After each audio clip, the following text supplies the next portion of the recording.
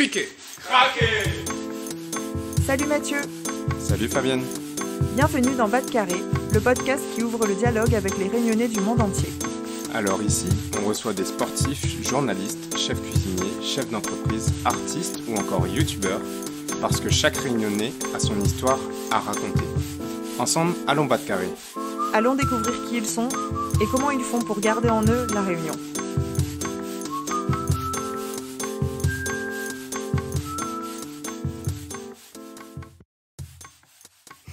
Salut Yann. Hello Lucie, comment il est ? Elle est là, je suis super contente car notre dernière série de retour au pays a été un franc succès auprès de nos auditeurs. Alors merci à toi d'avoir animé cette série et à vous les auditeurs d'être de plus en plus nombreux à nous écouter. On revient avec un épisode plus traditionnel, nos fameuses interviews. Yes, ça fait plaisir. Et aujourd'hui, on va parler d'art et de street art. La Réunion est connue pour sa scène artistique créative et colorée, et c'est justement le sujet de l'épisode, où on a la chance d'accueillir non pas une, mais deux personnes avec le duo d'artistes dont le talent transcende les frontières de la Réunion. Oui, et je voulais remercier infiniment Jean-Sébastien Klein, alias Kid Créole, et Yanis Nangué, surnommé Boogie, d'avoir accepté notre invitation. C'est avec enthousiasme que je vous invite à plonger dans l'univers passionnant de Kid Créole et Boogie. En fait, c'est à l'occasion de leur exposition Crasé en 2018 que je les ai rencontrés, et ils étaient l'un de mes premiers contacts avec le milieu artistique lors de mon retour. Leurs œuvres, imprégnées d'une réflexion profonde sur l'histoire et l'identité de la Réunion, m'ont touchée et je suis ravie de partager avec vous ce moment privilégié. On va aussi parler de voyage, car ils laissent leur empreinte sur l'île, mais aussi dans divers territoires du bassin indo-océanien. Et on va passer par l'Afrique du Sud, l'Inde, le continent américain et l'Europe. Avec Kid Créole et Boogie, on va plonger dans la culture du hip-hop et du graffiti à La Réunion. Ils vont nous raconter leur transition du graffiti à l'art contemporain et comment ils explorent la mythologie créole, parcourant les montagnes, le cosmos et bien d'autres thématiques, toujours en connexion avec notre île. Nous allons découvrir tout cela ensemble et sans plus attendre. On vous invite aussi à aller découvrir leur univers graphique sur notre compte Instagram. Je vous souhaite à tous et à tous une bonne écoute. Bonne écoute à toutes. Bonjour Kid Créole et Boogie, merci d'avoir accepté mon invitation. C'est avec beaucoup de plaisir que je vous accueille aujourd'hui dans ce nouvel épisode de Bas de Carré pour dérouler ensemble le fil de votre parcours. Merci de nous inviter, c'est cool. Kid Créole et Boogie, respectivement Jean-Sébastien Klein et Yanis Nangué, vous êtes tous les deux originaires de Saint-Denis et vous êtes artistes d'art contemporain issus du graffiti et travaillez autour des mythes, une mythologie créole, la création du monde créole. Et vous, comment est-ce que vous vous présentez ? Moi, on se présente assez simplement en tant qu'artiste. C'est vrai qu'on a un pied dans... Enfin, les gens aiment bien nous rappeler qu'on est dans le street art, même si nous, on se considère plutôt comme artistes contemporains en général, parce qu'en fait, c'est vrai qu'on fait des murs, mais on fait aussi des dessins. Ça nous arrive aussi de faire des installations ou des photos. En fait, c'est vraiment nous, même si c'est plus facile pour nous de dessiner et de faire des murs. En fait, quand on peut explorer d'autres médiums, on explore. Donc c'est pour ça que nous, on préfère se présenter comme artistes, tout simplement, quoi. Oui, même artiste de la Réunion et de l'océan Indien aussi, au final. Ok, on va revenir un peu à la base. Donc vous avez une quarantaine d'années, vous êtes né à Saint-Denis et à quoi ressemblait ou comment elle était votre enfance à Saint-Denis ? J'ai grandi à Saint-Clotilde dans une impasse avec toute ma famille, avec mes oncles et tantes, mes grands-parents. Donc on a grandi dans une structure classique créole, quoi. Très famille, quoi. Donc voilà. Moi, c'est un peu différent, en fait. Moi, je suis de Saint-Denis, mais quand j'étais petit, mes parents sont partis habiter à Sainte-Suzanne. Mais je suis resté quand même très ancré dans Saint-Denis parce que j'ai été scolarisé à Saint-Denis. Toute ma famille pratiquement est à Saint-Denis, donc on passait plus de temps à Saint-Denis que chez nous à Sainte-Suzanne. Et ouais, c'est un peu intéressant d'être aussi bien dans un espace très urbain, donc qui a influencé aussi nos personnes aussi dans notre pratique, et être aussi en dehors dans quelque chose de plus campagne, on va dire. Plus rural. On pouvait prendre le vélo, se balader avec mon frère et tout, donc c'était bien de pouvoir pratiquer les deux, quoi. Ok. Donc pour revenir à un peu ce qu'on disait par rapport à votre métier qui est d'être artiste, est-ce que vous pouvez nous expliquer en fait l'origine de votre passion pour le dessin? Mais je pense que le dessin, c'est quelque chose de un peu commun à tous les enfants. C'est juste que par exemple, moi et mon frère, on a eu, par exemple, un truc simple, l'autorisation de peindre sur les murs de notre chambre jusqu'à assez longtemps. Donc on a continué à dessiner.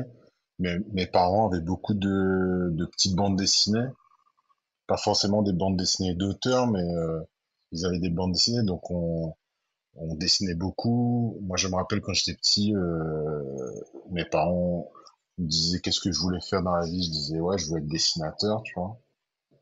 Et, euh, et en fait, je pense qu'on a continué à avoir cette pratique de dessin. Et au collège, on avait un ami, mon frère et moi, qui faisait du graffiti. Donc on est parti peindre des murs avec lui, avec Mad. Et voilà, on a continué. Mon frère, lui, il a un peu arrêté parce que voilà, il avait d'autres préoccupations, mais ouais, c'est resté. Et après, voilà, ça a continué sur les beaux-arts, etc. Du coup là tu parles de graffiti et je trouve que c'est intéressant parce que en fait le graffiti ça vient un peu de la, enfin ça vient de la culture hip-hop qui émerge ben, notamment des États-Unis, de Philadelphie et New York dans les années 60-70. Et en fait, je me demandais comment cette culture-là, elle s'est introduite à La Réunion.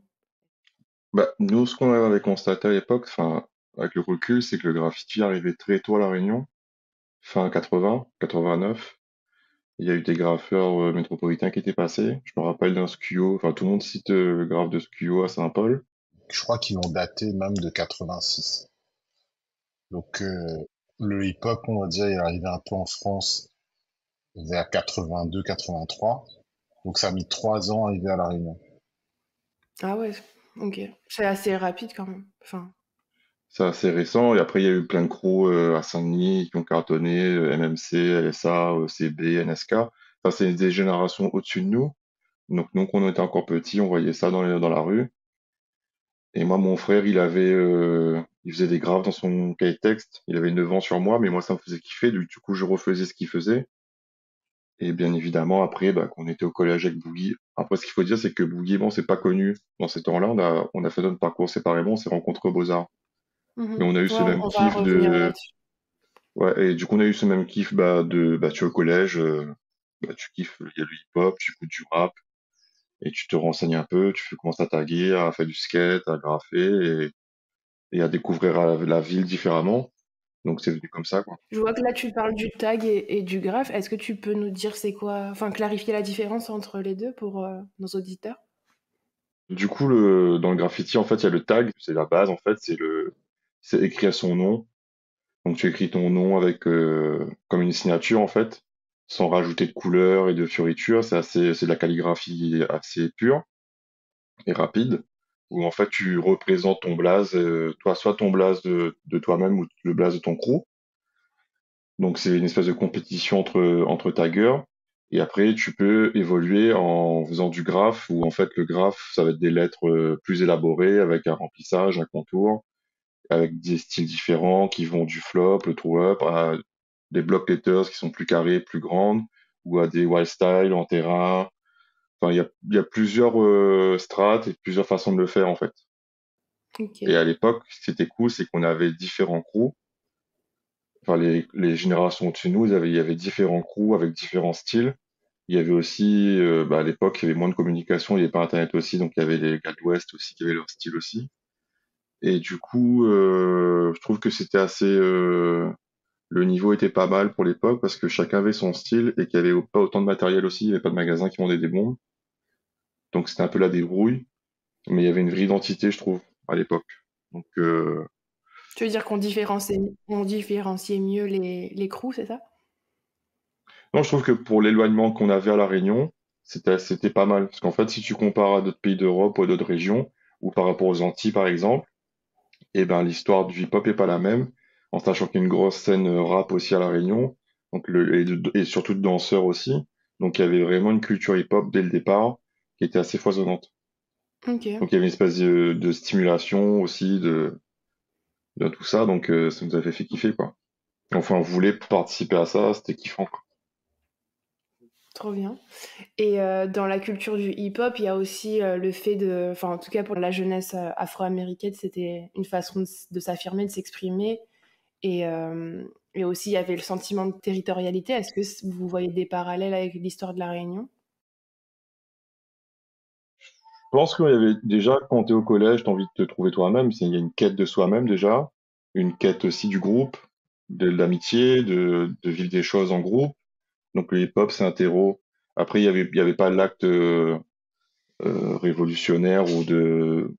Enfin, on pensait pas à tout ça, hein. C'était des choses instinctives. De toute façon, quand tu as 14, 13 ans, tu te poses pas sur une question-là, tu trouves un truc cool et tu le fais.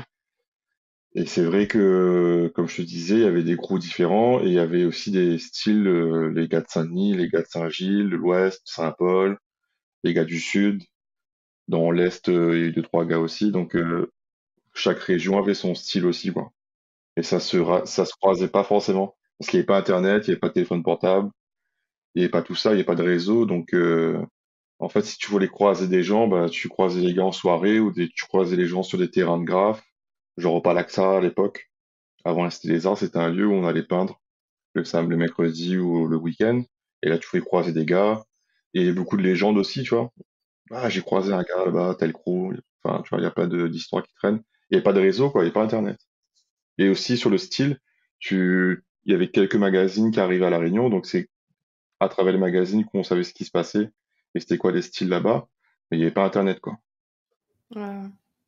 Donc en fait, ce qui vous a influencé, c'était plutôt de rencontrer les crews sur place et peut-être quand vous receviez quelques magazines par-ci par-là, quoi. Ouais, c'est ça, Oui, bah après, ouais, par exemple, moi, mon premier graphe, j'ai reproduit un graphe de Echo. Simple. J'étais en sixième, et après, les rencontres. Et moi, j'ai eu la chance de partir pas mal en métropole, donc à chaque fois que je partais, je ramenais des magazines. Donc au début, c'est comme tout, tu copies un peu, après tu essaies de trouver le style. Et après, l'avantage de nous aussi, notre époque, c'est que, comme Kid disait, il y avait pas mal de groupes déjà en place, qui avaient des styles quand même assez avancés. Donc ça pousse aussi, enfin le graffiti, c'est un truc très compétitif. Donc ça pousse aussi à essayer de trouver un style, à trouver une spécialité, à essayer de faire pas mal de trucs pour essayer de trouver sa place. Et en fait, c'est un peu la quête de l'adolescence, quoi. C'est essayer de trouver sa place dans la société. Et le graffiti, c'est un moyen alternatif d'exister, quoi. Tu poses ton nom, on te repère, tu fais partie d'une espèce de communauté un peu secrète où en fait on connaît pas les visages des uns et des autres.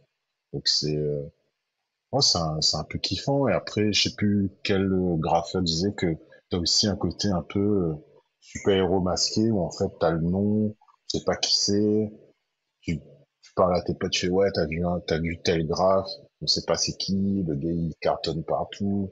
Enfin, il y a un truc un peu mystérieux aussi autour de ça qui est intéressant, quoi. C'était l'aventure, quoi. Mais c'était aussi moyen de traîner en ville. Enfin, c'était aussi d'aller à Saint-Denis et de découvrir la ville différemment. En fait, quand tu fais du graphe, tu vois la ville différemment. En fait, tu vas dans des endroits où personne ne va, ou tu repères des endroits que personne ne, enfin, les gens ne font pas gaffe à tout ça, en fait. Mais toi, quand t'es graffeur, t'as les yeux ouverts et tu regardes tout, quoi. Mm. J'aime bien cette notion, comme tu dis, de super-héros masqués. Je trouve que ça marche bien parce que souvent, comme tu dis, on n'a pas eu l'idée du visage de l'artiste, mais on sait à quoi ces peintures sont faites. Et c'est le cas aussi dans l'art plus classique. On reconnaît le style d'un peintre, mais on ne sait pas forcément à quoi il ressemble, quoi. Oui, sur les peintres anciens, oui. Après, maintenant, c'est vrai que avec Internet et les réseaux, ben, en fait, tu constates que enfin, t'as l'œuvre, mais aussi t'as l'image de l'artiste qui est beaucoup mise en avant et qui, des fois, passe même au premier plan avant l'œuvre. Donc, enfin, c'est un questionnement qui est très récent, quoi. De se dire, ouais, avec les réseaux, avec Internet, quelle image fait œuvre, qu'est-ce qui passe avant, est-ce que c'est l'image de l'œuvre, l'image de l'artiste ou l'œuvre en elle-même, tu vois. Mm.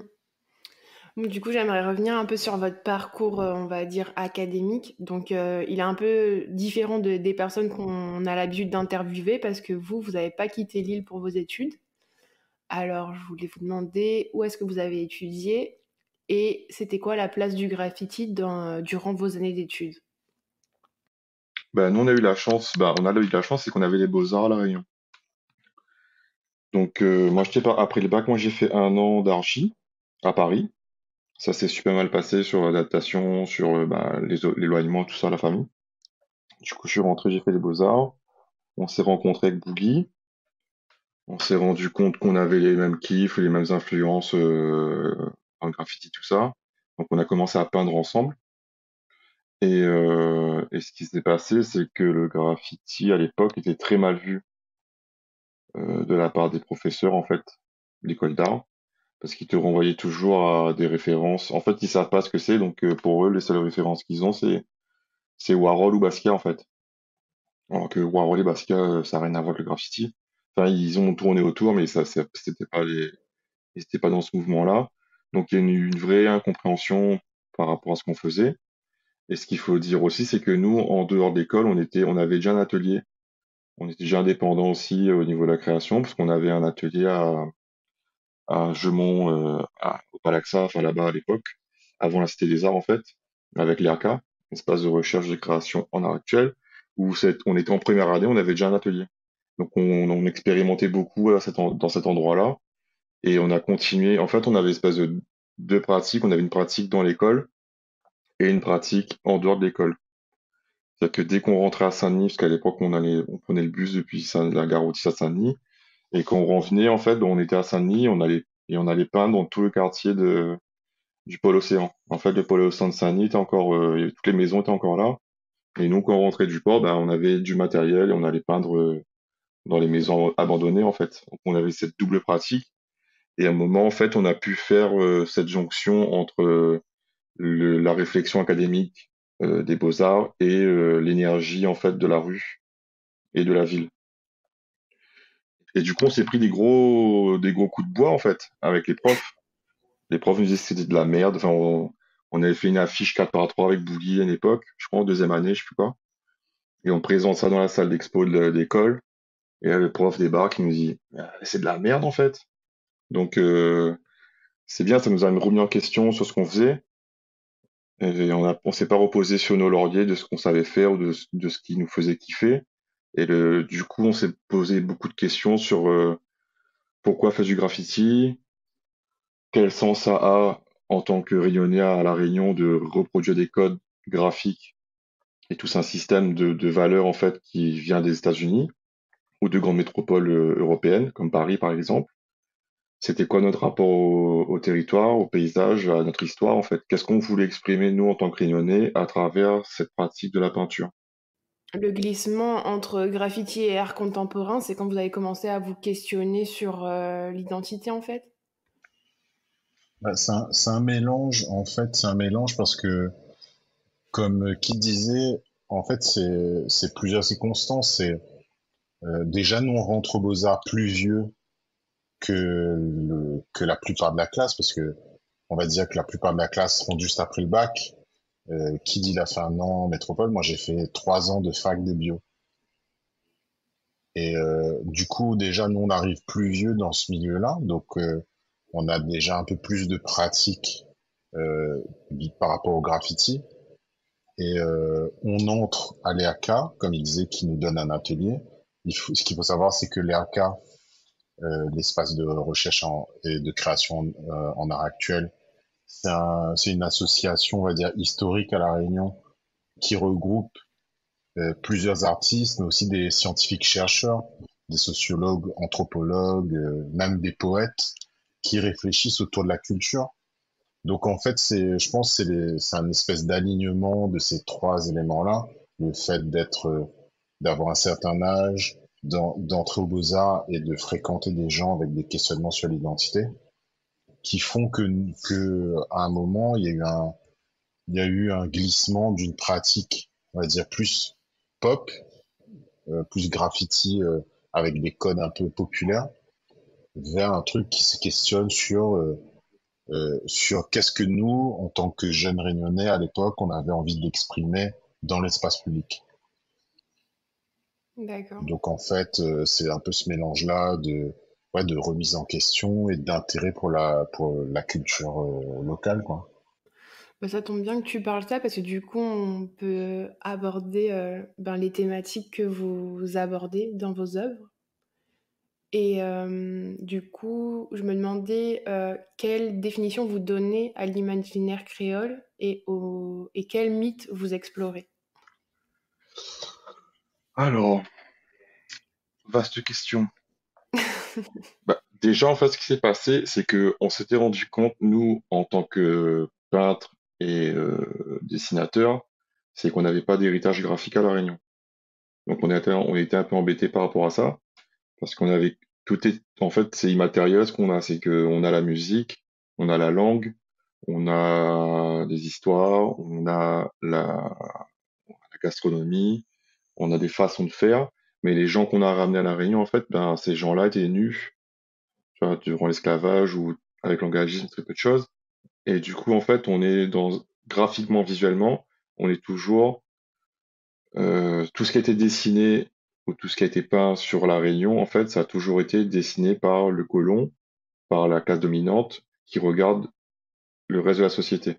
Donc c'est toujours été un regard dirigé, ou sinon, plus tardivement, c'était une vision de La Réunion un peu tropicalisante, carte postale, où en fait on fantasme les tropiques. Donc il y a eu ça. Après, il y a aussi les questionnements sur la créolité de tout ce qui est folklore en fait. On a voulu aussi éviter tous les écueils du folklore, parce qu'on n'allait pas non plus juste dessiner des flamboyants, des cases en paille, et juste parler de la Réunion de longtemps en fait. Il fallait imaginer quelque chose qui aille au-delà de ça. On a fait des recherches aussi sur les peu de traces graphiques qui restaient, et à chaque fois qu'on essaie de zoomer sur quelque chose de très spécifique à La Réunion, comme je dirige pas les lambrequins par exemple, ben, en fait je te rends compte que les lambrequins ça existe ailleurs aussi déjà en Bretagne, mais c'était déjà sur les bateaux qui venaient à La Réunion. Donc quand tu zoomes sur du local à La Réunion, ça te ramène toujours sur du global en fait. Ça peut te ramener au Mozambique, à Madagascar, à l'Inde, à tous les points d'origine de La Réunion. Donc du coup, euh, il y a eu ce questionnement-là, et en fait, il y a eu en vrai la question de la créolité aussi, elle se vit par rapport au territoire en fait, par rapport au paysage. C'est qu'on est sur un espace qui est assez restreint, on est sur un carré de 50 km par 50 km, on est sur une montagne géante, on a la mer autour de nous comme une barrière, et c'est ce territoire-là en fait qui nous a fait kiffer depuis petit. On a des souvenirs, c'est ça aussi qu'on voulait exprimer aussi, c'est ce rapport au paysage aussi. Et ce paysage-là, en fait, on s'est rendu compte qu'il était habité par les... Je m'égare un peu, mais bon, il y a eu des questionnements aussi sur l'histoire, sur le marronnage, qu'est-ce que la montagne représente. Donc la montagne à La Réunion, c'est la liberté, c'était les royaumes marrons. Donc ces personnes-là qu'on n'a jamais retrouvées, il n'y a jamais eu de tombe, on a retrouvé quelques ossements, mais à chaque fois ça disparaît. En fait, ces gens-là se sont confondus dans le paysage. L'ancestralité, en fait, c'est confondu dans les montagnes, et pour nous, ces montagnes-là, c'est des présences. Donc, on a très vite commencé par dessiner, donc dans les maisons abandonnées, on a commencé à dessiner des fantômes, des crânes, des amérantes, Donc on s'intéresse aussi à toute la vision en fait de la mort et le rapport à la mort qu'on a à La Réunion, qui est très spécifique puisque c'est un mélange de visions différentes entre les visions catholiques, la vision malgache, mozambique, indienne, tu vois, tout ça, ça fait un mélange. Et du coup, oui, il y a eu les aberrantes, après il y a eu ce rapport à la nature, à la forêt, qui habitait aussi, à la montagne, et après on est tombé sur le mythe de la Lémurie de Jules Hermann, avec le bouquin qu'il avait écrit à l'époque, Les Révélations du Grand Océan, et tout ça. Est-ce que tu peux nous en dire deux mots? Alors, Jules Hermann, c'est un scientifique et homme politique du 19e siècle qui habitait à Saint-Pierre et qui, durant toute sa vie, a été détaché par l'Académie des sciences de Paris pour écrire des articles sur la botanique à La Réunion, sur la géologie, sur la linguistique, sur la volcanologie. Enfin, il était spécialisé dans tout, c'est un érudit de l'époque, quoi, qui était intéressé dans tous les domaines de la science. Et du coup, durant toute sa vie, il a fait des articles, il a étudié La Réunion. Et en fait, en background, il avait une vision, lui, de tout ce qu'il voyait, en pensant que La Réunion, l'île Maurice et Madagascar étaient les sommets d'un continent immergé, qu'on appelait la Lémurie. Donc c'est un peu c'est une histoire un peu équivalente de l'Atlantide. Donc il a écrit un livre qui s'appelle Les Révélations du Grand Océan, qui a été paru en 1927 après sa mort. Et en fait, dans ce livre, c'est que des observations scientifiques en lien avec la Lémurie. Donc, ce qu'il a fait à l'époque, c'est qu'il a inversé, dans un contexte colonial, il a inversé en fait les points d'origine de l'humanité en disant que il y a eu les Lémuriens avant, donc une race supérieure, et en fait, lorsqu'ils ont disparu, en fait, ont suivi les Malgaches, et après les Malgaches, il y a eu les Créoles, et après les Créoles, il y a eu les Français. Donc, il va par exemple réinterpréter toute la langue française à travers le Malgache et décrire du coup les montagnes à La Réunion en disant qu'il voyait des formes et que les Lémuriens à l'époque avaient sculpté des temples et des statues dans les montagnes. Donc, il a rêvé en fait La Réunion.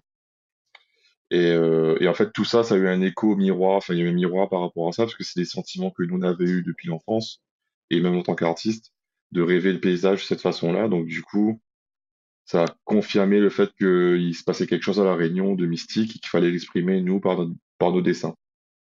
Après, si je peux rajouter, c'est quelque chose qui, on va dire que là, dans l'imaginaire réunionnais, c'est quelque chose qui revient le territoire parce qu'on retrouve ça chez plusieurs poètes, par exemple comme Boris Gamaleya ou etc. Où en fait c'est comme si que pour un peuple qui a perdu ses origines entre guillemets, en fait c'est comme si que le territoire devient l'ancêtre en fait. C'est comme si que le territoire, comme disait Kid, est habité. En fait, on se projette sur ce territoire. Donc, principalement sur la montagne, on va dire. Donc, c'est quelque chose de très présent. Et du coup, c'est pour ça donc qu'on retrouve pas mal de vos personnages en fait qui sont à mi-chemin entre un personnage et des paysages en fait, ou des plantes. En fait, tout prend corps, en fait. On est toujours en train d'incarner les éléments. Et ce qu'on s'est rendu compte, et en fait, quand on te dit tout ça, ça s'est fait au fur et à mesure, hein. On a pris des années à avoir une gestation de réflexion par rapport à ça. On a fait les choses avec instinct, et après, on a compris aussi ce qu'on faisait. C'était aussi une question de créer une mythologie commune à tout le monde. C'est une mythologie de l'océan Indien. C'était le moyen aussi pour nous de reconnecter avec tous les territoires de l'océan Indien, de nos origines à nous, de l'île Maurice, de Madagascar, des Comores, du Mozambique, de l'Inde, et et de dépasser en fait aussi la date d'arrivée de la France. C'est une question de se représenter par nous-mêmes et pour nous-mêmes, sans attendre le regard extérieur aussi. Et passer par la mythologie, en fait, tu ouvres un champ des possibles, un champ de liberté de création qui est plus grand, parce on est plus là pour respecter ce qui s'est passé dans l'histoire, on est dans la poésie, en fait. Et du coup, comment vous arrivez quand même à intégrer des champs plus, on va dire, historiques ou avec des ressources, enfin de la ressource humaine en fait, parce que je sais que ça c'est un des points qui vous intéresse aussi et vous le disiez que le fait d'être à l'ERCA avec des sociologues et des différents corps de métier, ça vous a nourri. Je pense que ouais, c'est des choses qui nous intéressent parce que au final, pour nous, enfin, tous ces corps de métier, toutes ces personnes, ils rêvent, ils rêvent la Réunion un peu comme nous. Donc, tu vois, là, il y a 10 jours, il y avait un colloque de 3 jours sur les mythes, les mythes dans le Grand Océan, donc dans l'océan Indien. Et en fait, il y avait plein d'intervenants, de chercheurs d'université, etc., qui venaient d'Inde, de Maurice. Et c'est quelque chose qui est très intéressant parce que nous, on a envie enfin, on est très curieux sur l'océan Indien, sur comment chaque île visualise son territoire et que, et en fait, on se rend compte que en fait, c'est des miroirs, c'est comme si c'est des versions, on est tous des versions alternatives les uns des autres. Et pour nous, c'est un moyen de se réinscrire dans notre espace. Parce que c'est vrai que comme nous, la seule île, enfin, jusqu'à récemment, une des seules îles françaises de l'océan Indien, on est très axé Réunion France. Et en fait, avec le temps, on a perdu la connexion avec les autres îles, alors qu'il y a vraiment des parallèles, des intérêts, enfin, il y a vraiment des liens, quoi. Et pour nous, euh, côtoyer d'autres personnes, ça nous permet aussi de, de reconnecter, que ce soit tu vois, un truc bête, tu vois, la géologie, c'est quelque chose qui nous intéresse. Tu vois, par exemple, maintenant on sait qu'il y a eu un continent dans l'océan Indien. Il y a eu une terre, ils ont retrouvé des traces. Donc, donc voilà, c'est intéressant pour nous de rebondir entre quelque chose de très poétique, de très rêvé, mais c'est déroutant aussi de voir que c'est quelque chose qui prend corps dans la réalité, tu vois. Ok. C'est quelque chose qui traverse un peu notre travail, mais aussi le travail d'autres personnes, tu vois. Donc ouais, c'est un peu mystérieux, quoi, de se dire qu'il y a des choses qui se connectent naturellement. Et même dans notre conception de la Réunion aussi, de la créolité, par exemple, tu vois, on va aux Comores, on va à Moroni, on rencontre un vieux papy, c'est un mini historien comorien, et il nous parle en fait de cérémonies animistes dans une grotte qui se passe à Anjouan. Il nous montre les vidéos, et du coup, tu vois que bah, les gars sont en train de faire un service cabaret à l'intérieur d'une grotte, qu'il y a un kayam, qu'il y a une espèce de rouleur djembé, et que les gars jouent en ternaire, et ils sont en train de faire une pratique, et que bah, ça rappelle beaucoup la Réunion. Et tu vois, c'est juste une connexion qu'on faisait pas nous dans notre tête entre les Comores et la Réunion. Alors qu'en fait, si. Tu vois, les Comores sont dans l'ADN de la Réunion depuis très très longtemps. Le Mozambique, pareil, par rapport au Morang. Même le Jaco Malbar, par exemple, il y a un prof qui nous a beaucoup aidé là-dessus, c'était Karl Kugel, qui est photographe, où lui, en fait, il a retrouvé des formes de danse et de peinture de Jaco Malbar de la Réunion, mais qui ressemblent à ce qui se passe au Mozambique. Donc le Jaco serait Est-ce que tu peux nous dire c'est quoi le Jaco Le Malbar? Jaco, c'est lors des cérémonies, certaines cérémonies en fait dans la religion Malbar à La Réunion, où en fait il y a une procession et devant cette procession en fait il y a quelqu'un qui est peint et déguisé comme un Jaco, comme un singe en fait, qu'on réfère beaucoup à Hanuman. Et en fait lui il porte une bénédiction devant les maisons, il fait des acrobaties, donc il danse, il fait des acrobaties, il ramasse de l'argent que les gens lui donnent pour bénir en fait les maisons et les familles. Mm. Et, et ça, c'est encore un truc ambivalent parce que moi, par exemple, ma famille, c'est des Yab catholiques qui habitaient à Saint-Denis, par exemple, du côté de ma mère. Et quand en fait, le Jaco passait, ils allaient se cacher parce que c'était Malbar, c'est le diable. Mais quand tu en Ok. parles avec un Malbar, il va t'expliquer que bah non, c'est une question de bénédiction. Donc il y a des photos d'archives de ce truc-là. On voit notre professeur qui nous montre qu'il y a des photos de Jaco, mais au Mozambique. Donc après, on rencontre un vieux Jaco qui nous dit que effectivement, le Jaco était pas 100% Malbar, qui était toujours mélangé. Après, tu vois une vidéo où tu vois le Denis Jaco qui se fait peindre lors de la cérémonie par Gramulele, qui est pas Malbar. Donc, tu comprends en fait tous les niveaux d'interconnexion complexe entre les gens, les communautés, de qui influence qui, et qu'en fait, au final, la créolité, c'est une question d'échange, de qui je suis, de ce que tu me donnes, ce qu'on partage. Et après, autre exemple encore, on est à on dit on est à Calcutta, on va dans un musée, il y a une expo photo coloniale, et là on tombe sur une photo où on voit des gars en mode Jacko, peint pareil, avec les mêmes taches et tout, groupe de danseurs, et en fait là on est encore en Inde, alors qu'on était parti au Mozambique.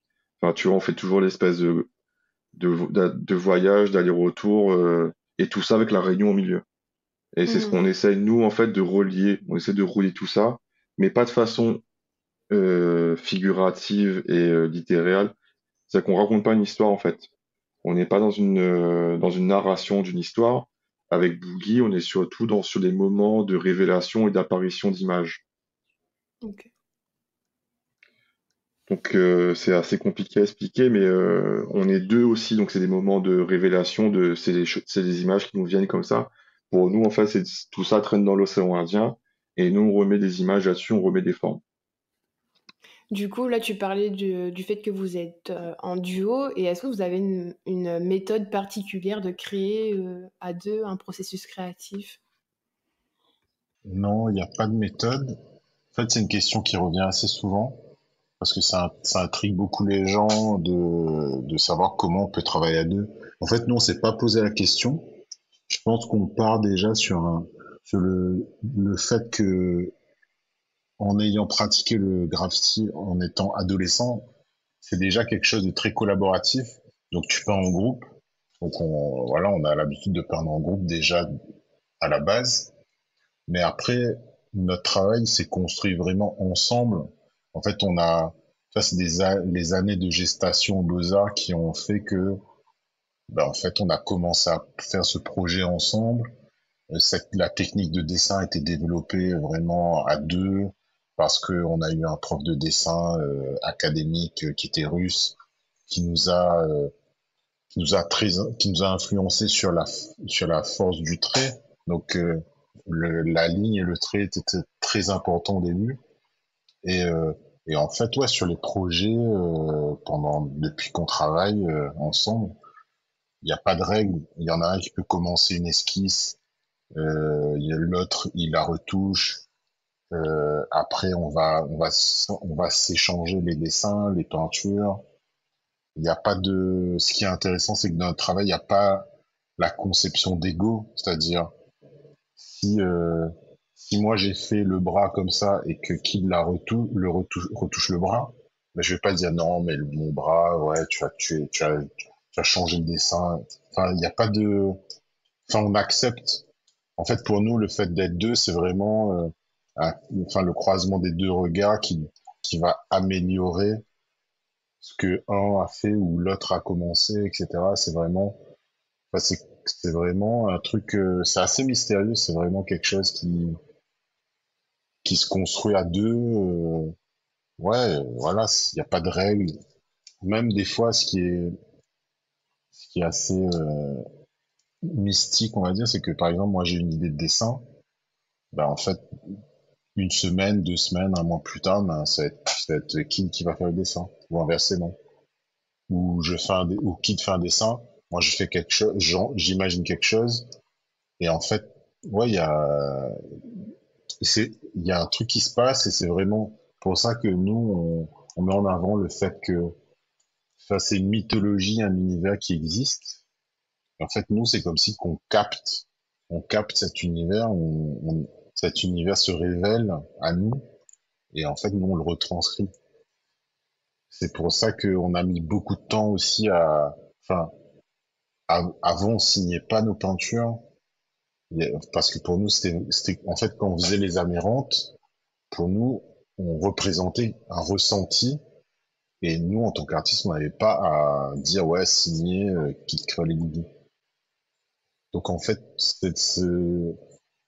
En fait, c'est une collaboration presque à trois, en fait. C'est Kid Creole, Boogie, et entre les deux, il y a cet univers-là. Parce qu'en fait, on a été guidés, en fait. On s'est pas fait une réunion un lundi matin, on a monté un projet. C'est un truc qui a été vécu inconsciemment tous les deux. Tu vas faire l'école ensemble, à créer un langage graphique en commun, à partager cet univers-là. Et du coup, il n'y a pas eu de plan sur la comète, on va faire ci, on va faire ça. Il n'y a pas eu de. Et jusqu'à maintenant, en fait, même si maintenant on est artiste confirmé et que on a un atelier, on est structuré, on n'a pas de plan, en fait, de création. Tout se fait selon le feeling et selon ce qu'on ressent aussi. Donc tout ce qu'on fait, ça vient à nous. On n'est pas créateur de cet univers-là. On est vraiment sujet. On est révélateur du truc. On est en dessous de ça en fait. On est serviteur de cet univers-là, de cet imaginaire. D'accord. Et pour revenir un peu plus peut-être au concret, genre c'est quoi les outils ou les techniques que vous utilisez ou que vous préférez? Ben, comme disait Boogie, on a fait beaucoup de dessins, donc du coup c'est beaucoup de papier, de stylo, enfin on travaille beaucoup la ligne. Après la peinture, ça dépend des supports, ça peut être autant de l'aérosol que de l'acrylique. Et aussi selon les projets, parce que ça peut être des projets aussi dans des galeries ou dans des musées, dans les centres d'art, où on peut aussi faire des installations, donc travailler du volume, ou faire des projets aussi multimédia en vidéo, en numérique. Donc tout dépend en fait de quelle est l'occasion et de ce qu'on a à faire en fait. Il y en a un moyen d'expression avec lequel vous vous sentez plus à l'aise ou un endroit? Ouais, on va dire le plus simple pour nous. Enfin, simple dans, dans l'aspect technique. C'est-à-dire, on arrive, c'est un papier, un stylo ou un mur et des sprays. Donc ça, on va dire, c'est le basique, c'est le truc le plus naturel, on va dire. Et ça demande beaucoup moins de moyens que sculpter ou faire une vidéo. Enfin, pour nous, c'est vraiment c'est la base, quoi.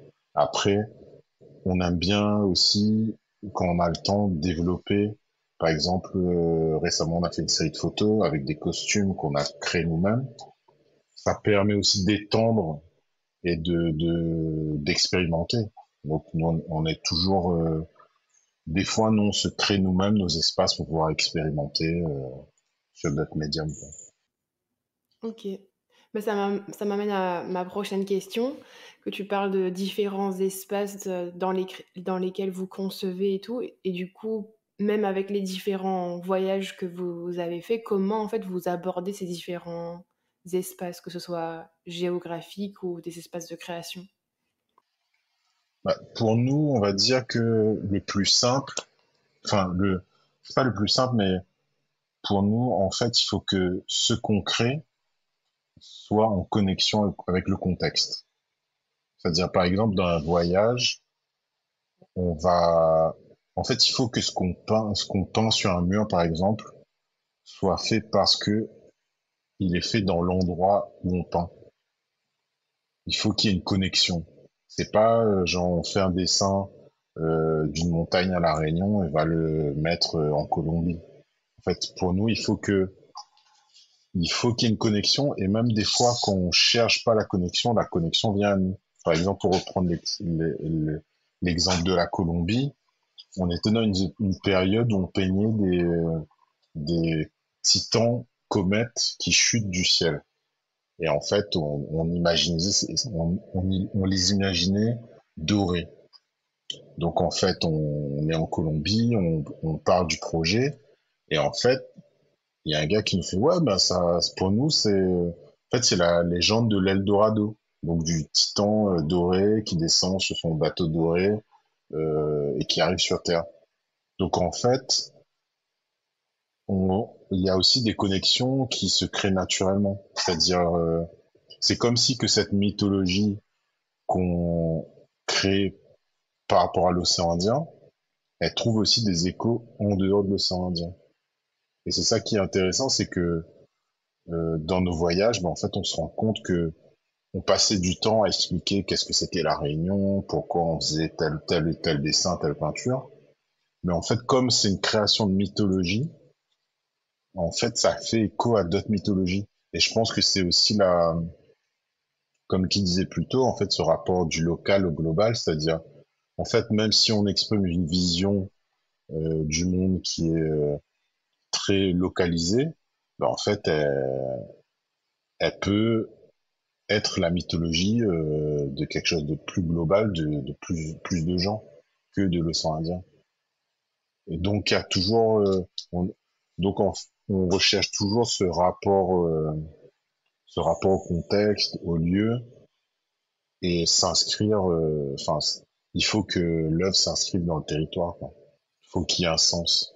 Pour rebondir sur ce que Boogie vient de dire aussi, c'est une question de se rendre compte que euh, le fait de rêver à La Réunion ou rêver La Réunion, ça vaut autant le rêve de n'importe qui sur la planète. C'est qu'on grandit aussi dans un complexe d'infériorité, on peut pas rêver, on grandit dans un délire où il faut pas rêver trop fort, il faut pas rêver trop loin. Toi, tu vas pas rêver plus loin que la mer, en fait.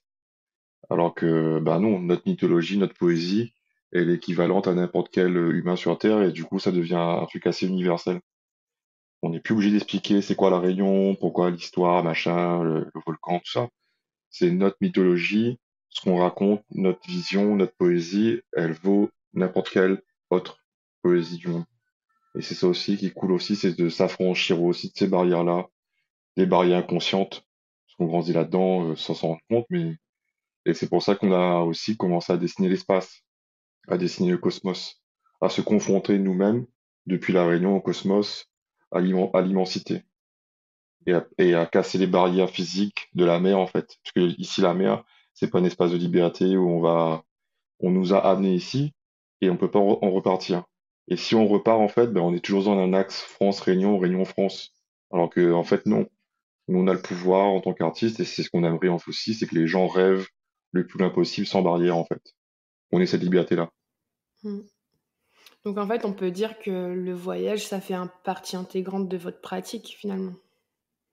Tout à fait. Ben, en fait, c'était une question de nous reconnecter nous-mêmes en tant qu'humains avec l'océan Indien, à travers l'histoire, mais aussi à travers la création. Et c'est aussi un moyen de connexion aussi. C'est qu'on rencontre des gens, on leur raconte nos histoires, et aussi nous raconte les leurs. Et c'est comme ça qu'on échange et qu'on partage, tu vois. Et après, avec ces différentes connexions dans l'océan Indien, et puis même, on peut dire dans les différents pays où vous avez voyagé, c'est quoi le regard en fait que vous portez sur le monde occidental? Bah, déjà, on va dire que ce qui est fou, c'est que la majorité des pays dans lesquels on a voyagé, c'est des pays du Sud.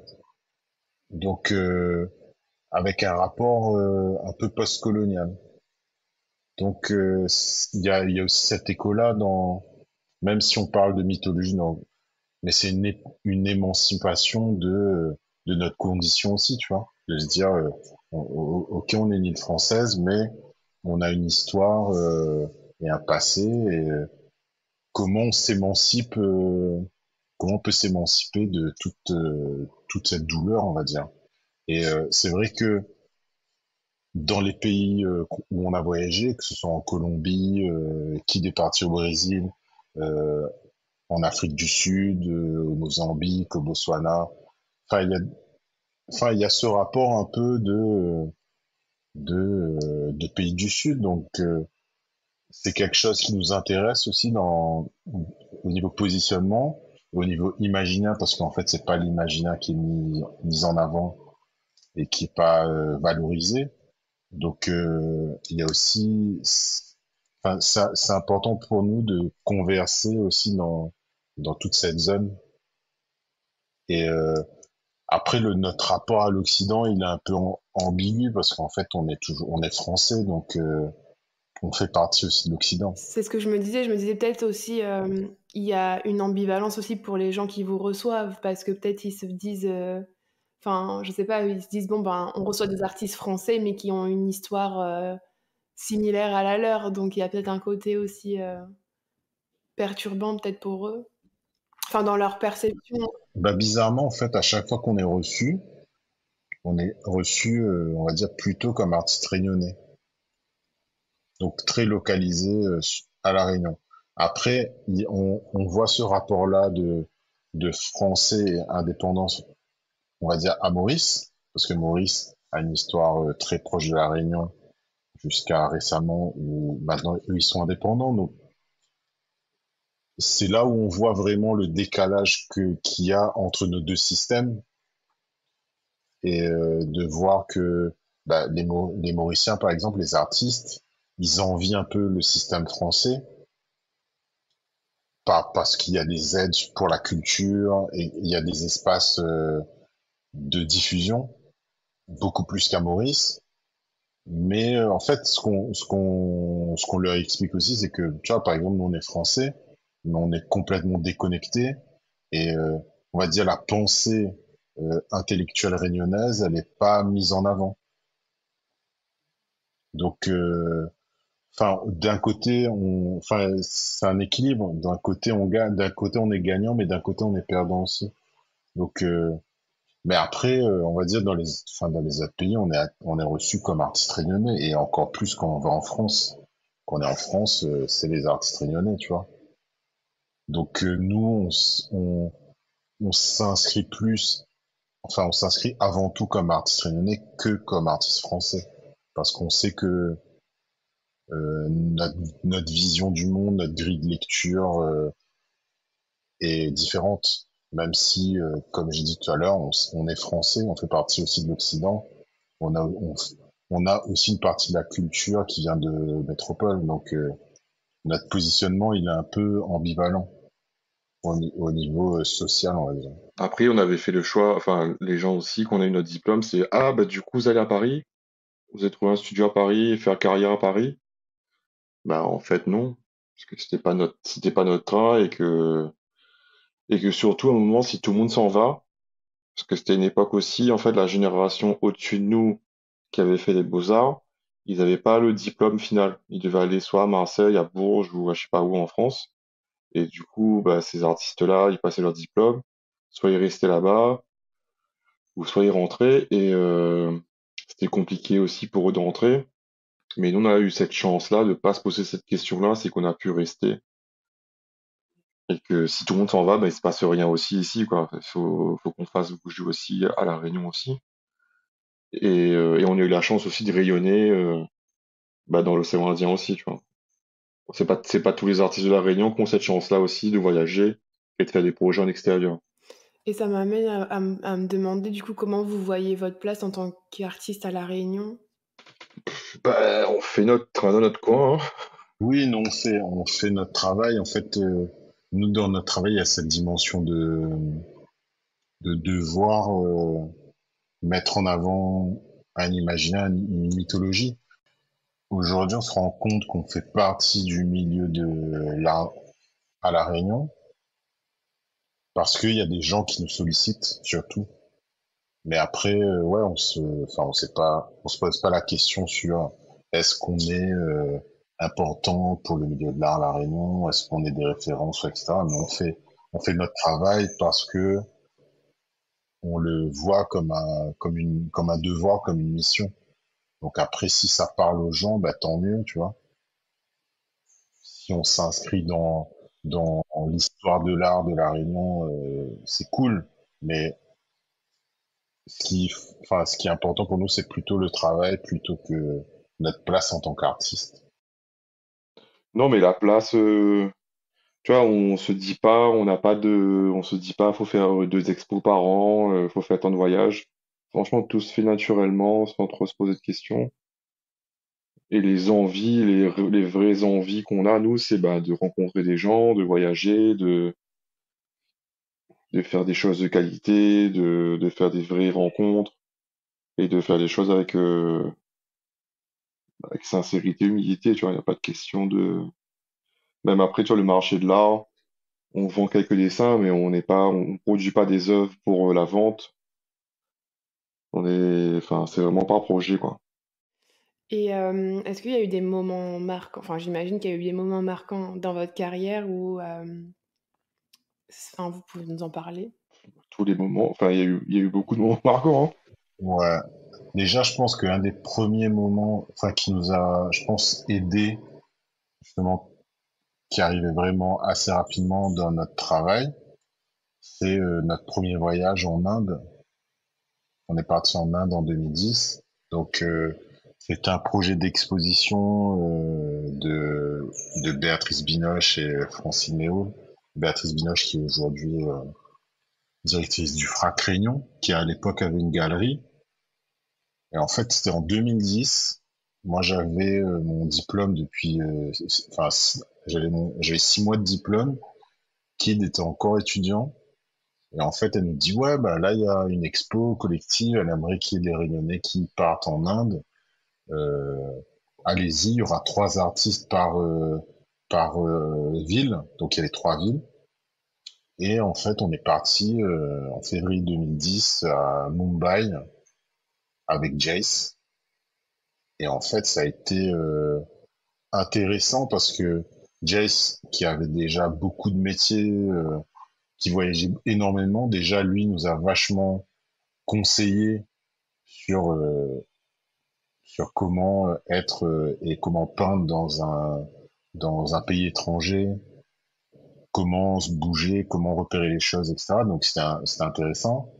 En même temps, il y avait cette expo où en fait on expose vraiment enfin d'un pays étranger, donc c'était un truc un peu pour nous c'était enfin en fait nous je pense qu'on n'avait même pas imaginé pouvoir voyager pour peindre, tu vois, donc c'était hyper cool.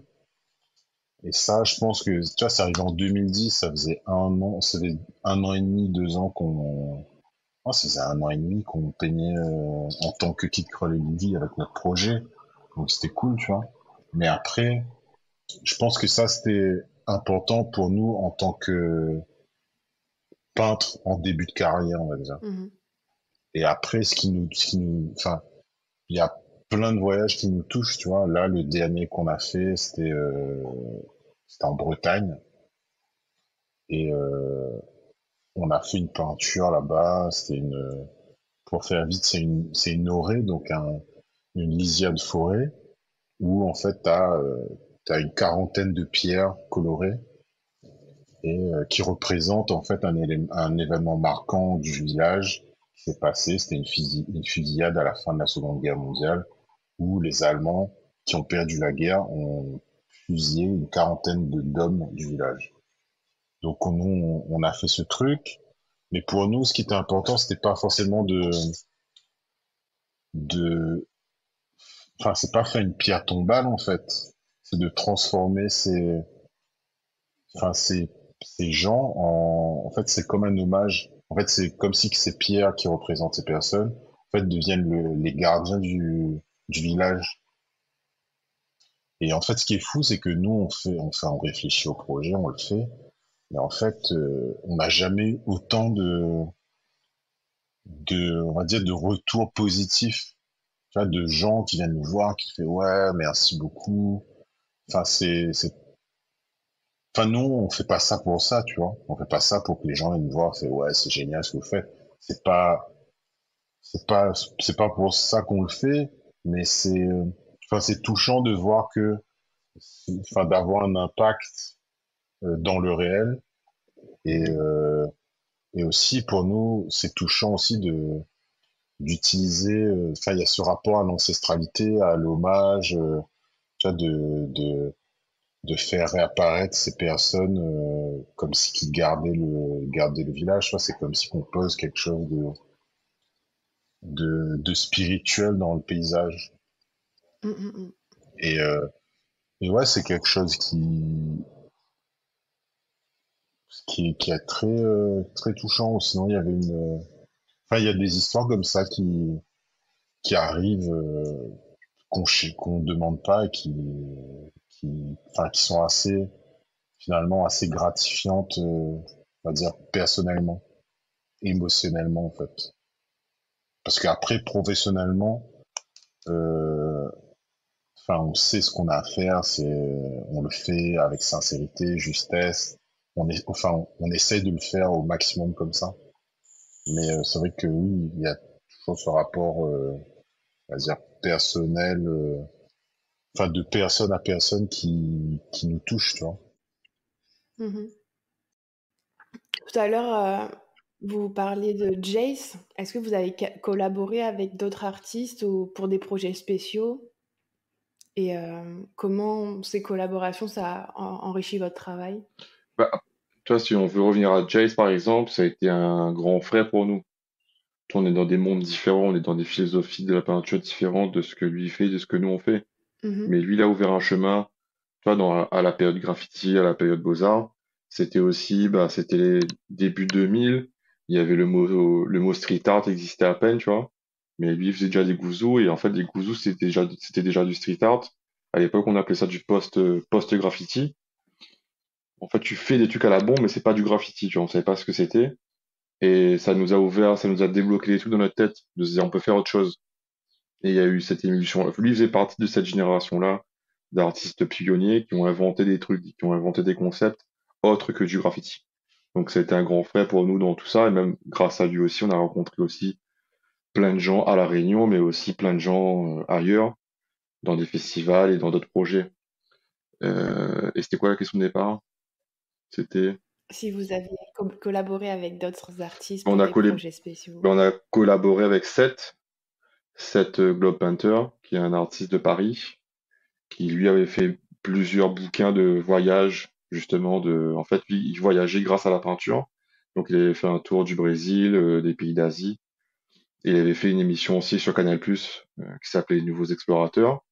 Et alors, ben voilà, histoire drôle, c'est quand Boogie te parle du premier voyage qu'on fait en Inde, à Mumbai, avec Jace, et ben on tombe sur ce gars-là, sur Seth, qui faisait son premier tournage de son émission à Mumbai, où il allait peindre avec des artistes de Mumbai. Et on rencontre le gars par hasard, en fait. Imagine-toi la taille de Mumbai pour Mhm. capter le gars à cet endroit-là. Et au final, on l'a rencontré et quelques mois plus tard, il nous rappelle pour dire ouais, bah, il aimerait faire un truc à La Réunion, faire une émission à La Réunion. Et après, bah, naturellement, bah, graphiquement, en fait, il y a des connexions qui se font sur c'est comment tu vois là, comment l'artiste ressent la peinture et le dessin au niveau de la composition, au niveau du fond de l'histoire et tout. Et avec lui, ça connectait assez facilement parce que lui, il dessine des enfants et il dessine des enfants de chaque pays en fait. Et il y a un rapport à la poésie, à la rêverie. Donc naturellement, en fait, on a pu connecter et faire des peintures ensemble. Et c'est grâce à ça aussi. Après, quelques années plus tard, il a monté une exposition au Musée d'Art Contemporain de Lyon en 2016, où il avait justement invité des artistes avec qui il avait collaboré dans le monde entier, mais des artistes en fait qui peignaient dans la rue, mais qui avaient une réflexion chacun sur son propre pays, sur sa propre culture.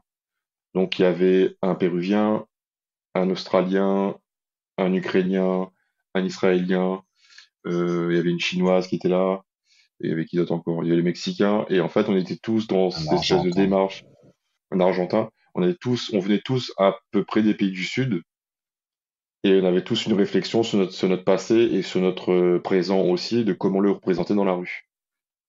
Expérience formidable. Et tout ça, c'était grâce à Seth aussi, parce qu'il a fait les connexions entre les gens.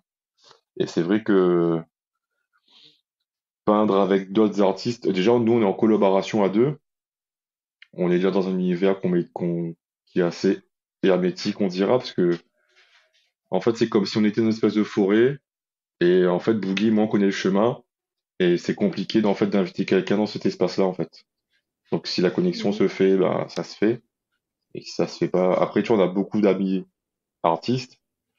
Et les gens me demandent, ouais, pourquoi vous faites pas des trucs ensemble? Bah, en fait, on fait pas parce qu'il n'y a pas de raison profonde. Il faut qu'il y ait une raison profonde à ça, en fait. On peut pas Mhm. juste faire des collaborations et juxtaposer deux univers, les coller à côté. Et en fait, si on trouve pas la chose intéressante, bah, ça se fera pas, quoi. Par exemple, on a collaboré avec Thierry Chérol. Thierry Chérol, qui est un artiste de La Réunion qui vit à Marseille, qui est une génération au-dessus de nous, parce il a fini ses beaux-arts à Marseille. Et lui, on l'a retrouvé par un réseau d'amis artistes et on a monté une expo qui s'est pas faite, mais on a dessiné ensemble parce qu'on avait justement des connexions de réflexion. Il y avait un terreau commun en fait. Sur lui, il fait du roman graphique avec des éléments de la nature et tout s'est fait. Enfin, si ça se fait naturellement, c'est que ça se fait. Si ça se fait pas, ça se fait pas. Mhm. Et du coup, en parlant de tout ça, je me projette un peu dans le futur en me disant, ben, enfin, quels sont vos projets ou ambitions futures du coup? En fait, on projette rien. En fait, on a des envies. Il y a des envies qui prennent plus ou moins forme parce qu'il y a des occasions qui se présentent. Mais on n'a pas posé une croix quelque part sur un chemin et on n'a pas un objectif de se dire dans un an on fait ci, dans 5 ans on fait ça. Il n'y a pas de plan, il n'y a pas de plan de carrière les choses se font assez à court terme en fait. Parce qu'en fait en fait inconsciemment on sait qu'on a le temps d'une vie pour faire ce qu'on a à faire. Cet univers-là il est foisonnant, il est immense. Et on a exploré que, je sais pas, 2 ou à 5% de ce territoire-là, et qu'on a toute une vie pour le faire. Il n'y aura pas d'arrêt de ce projet-là. Je pense que même si après, professionnellement, par exemple, on doit faire autre chose l'un ou l'autre, on va continuer à cheminer là-dessus, en fait. La connexion sera toujours là. Non, enfin, on a des idées. Enfin, on va dire déjà, euh, pragmatiquement parlant, par exemple, là, en ce moment, on participe à une expo collective qui est à Tours, qui s'est ouverte en juillet, qui se termine à la fin de l'année ou en janvier, donc au CCCOD. Et en fait, cette expo, normalement, elle doit aller à la Friche Belle de Mer Marseille. Et en fait, nous, pour cette expo-là, on peint sur place. Donc à Tours, on a fait toute la vitrine du CCCOD qui fait à peu près 90 mètres de long. Donc on a peint là-bas pendant 2 semaines. Et normalement, en janvier, on doit repartir à la friche pour peindre aussi là-bas pour l'expo. Donc il y a ça. Après nous, justement, depuis 2017, on s'est structuré. Du coup, on a une association et on travaille avec Morgane Cartron qui se charge de l'administratif, mais aussi de la partie production qui nous aide à monter nos projets. Donc en fait, nous, on va dire notre modèle de fonctionnement, il est plutôt il est entre des moments où on crée avec notre envie, mais aussi des moments où on crée nos projets. Donc en fait, avec Morgane, par exemple, là, on doit monter un dossier pour une exposition, donc une exposition collective qui normalement devrait se faire l'année prochaine. Donc ça, en fait, avoir une autre personne, ça nous permet aussi de monter des projets qui demandent un peu plus de moyens, tu vois. Donc par exemple, en septembre, on était en Bretagne, donc avec Morgan, on peut organiser le voyage, etc. Ça nous permet de dégager du temps aussi pour créer. Donc ouais, on est des fois entre les dossiers, entre les peintures et les dessins. Pour qui parler de projet, donc c'est un projet costume. On va faire des costumes avec d'autres artistes. C'est ce qu'on aimerait faire. C'est des envies qu'on a. On a fait de la céramique aussi. On aimerait aussi monter des projets céramiques. Faire des On était au Maroc aussi, on a fait une expo, enfin, on a fait un projet au Maroc cette année. Du coup, on a vu les tapis, on s'est dit, ouais, les tapis aussi, ça aurait du sens, ça ferait du sens aussi. Donc, on a ces envies-là qui sont pas encore concrétisées, mais faut qu'on teste, faut qu'on trouve pourquoi on fait ci, pourquoi on fait ça, enfin, faut que tout se coordonne naturellement aussi, c'est une gestation qui prend du temps. Mais voilà à peu près les pistes, voilà. Trop bien. Ça donne envie d'aller dans le futur. Bah ouais, après on a l'impression qu'on a le temps de rien faire et du coup, on a plein d'envies et dans le quotidien, c'est compliqué, quoi. Mais on est toujours là-dedans, quoi. Voilà. Ouais. Ouais, après tu vois, par exemple, là, on est en train on bosse assez souvent avec Label, donc l'artiste musicien qui fait du maloya électronique. Depuis 2011, on fait toute son identité graphique. Donc, on fait ses pochettes d'albums, ses clips, etc. Là, son album vient de sortir, donc on a eu quand même pas mal de temps. On a bossé sur les visuels. Là, on est en train de boucler tous les visualiseurs. Donc, il y aura une vidéo par son. C'est des animations. Donc voilà, on est en train de boucler ça. Du coup, des fois, c'est vrai qu'on a des projets qui prennent énormément de temps, mais qui sont pas visibles. Et du coup, ouais, on essaie de jongler entre ces projets. Là, on espère finir le projet de label assez vite, comme ça, on se dégage du temps pour faire autre chose. Mais, euh, mais ouais, en fait, on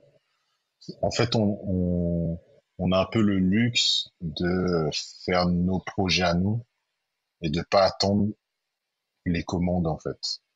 Et ça nous permet aussi de pas être,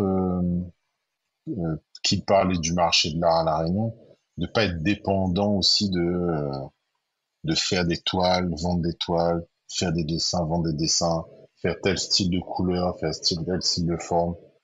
Enfin, on essaye de faire au maximum des projets qui nous plaisent avant tout, quoi, et qui ont du sens.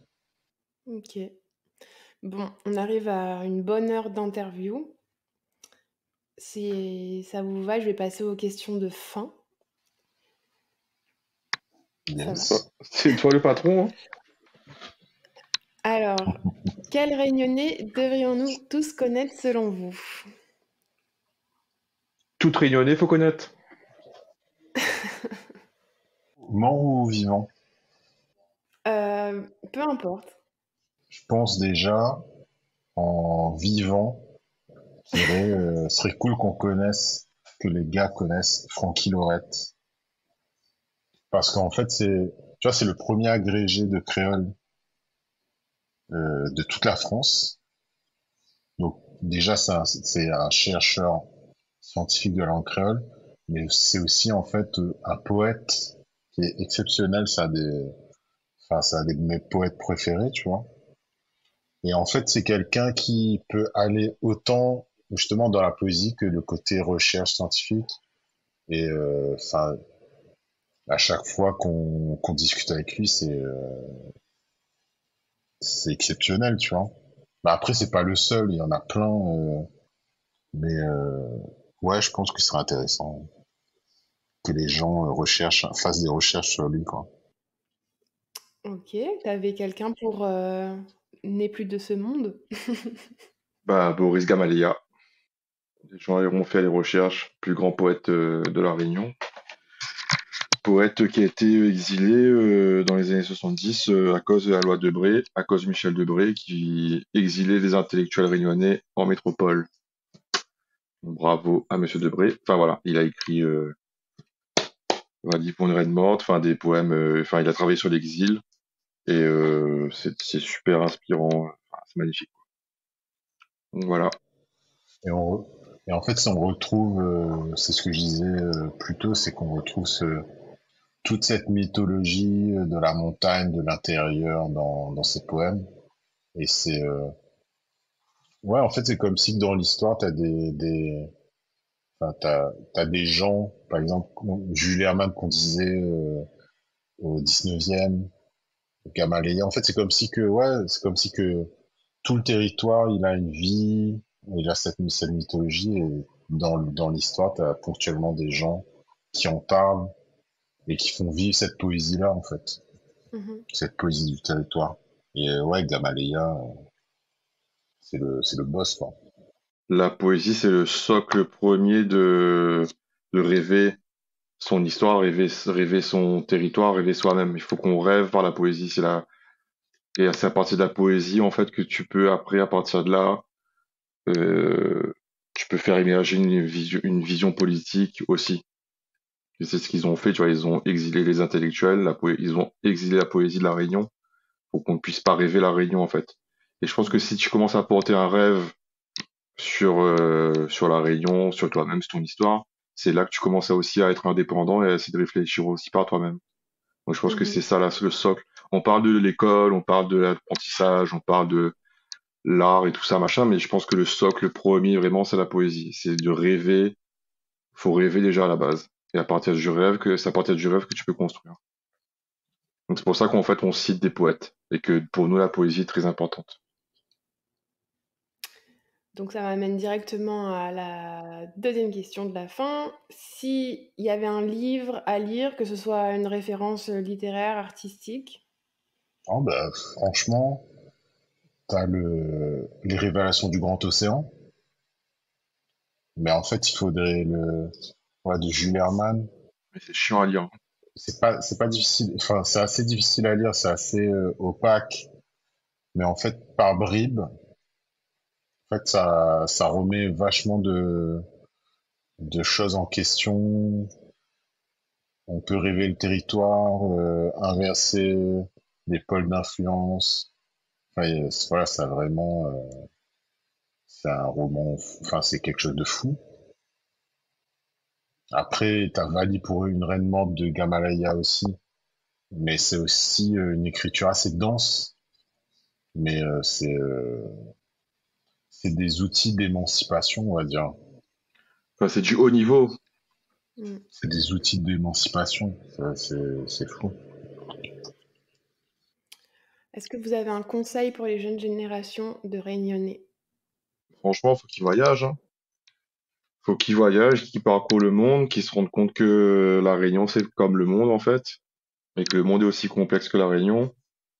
Et qu'on a beaucoup de chance d'être là aussi. Que la Réunion, c'est vraiment cool. Et qu'il faut surtout, revenir aussi. Revenir et construire ici, habiter ici, quoi. Enfin, il faut voyager et revenir. De toute façon, il faut toujours partir pour apprécier ce qu'on a à la base. Ouais, faut pas hésiter à Ouais. explorer, quoi. En fait, faut être curieux, découvrir des choses. Et comme Kit disait, ouais, faut pas hésiter. Enfin, c'est bien de partir. Il y a moins, enfin, tout le monde a quelqu'un dans sa famille qui part, mais en fait, on est toujours dans cette perspective de, soit il se passe rien à La Réunion, ou soit il y a rien pour moi à La Réunion. Mais en fait, à un moment donné, il faut qu'on construise aussi notre territoire. C'est-à-dire,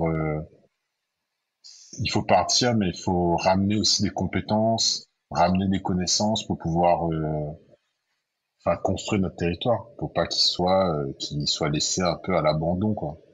Est-ce qu'il y a une expression créole que vous aimez et que vous voulez nous partager? Non, j'ai pas forcément d'expression préférée. C'est juste que, par exemple, on était à Maurice il y a 2, 3 semaines, là. Et en fait, t'as une expression là-bas, en fait, qui est comme, à La Réunion. À La Réunion, on dit, petit hache, il coupe gros bois. Et là-bas, ils disent, petit couteau, il coupe gros iromon. Gros quoi? Donc, en fait, ce rapport, gros iromon, c'est une citrouille, en fait. Ok. Et du coup, en fait, enfin, c'est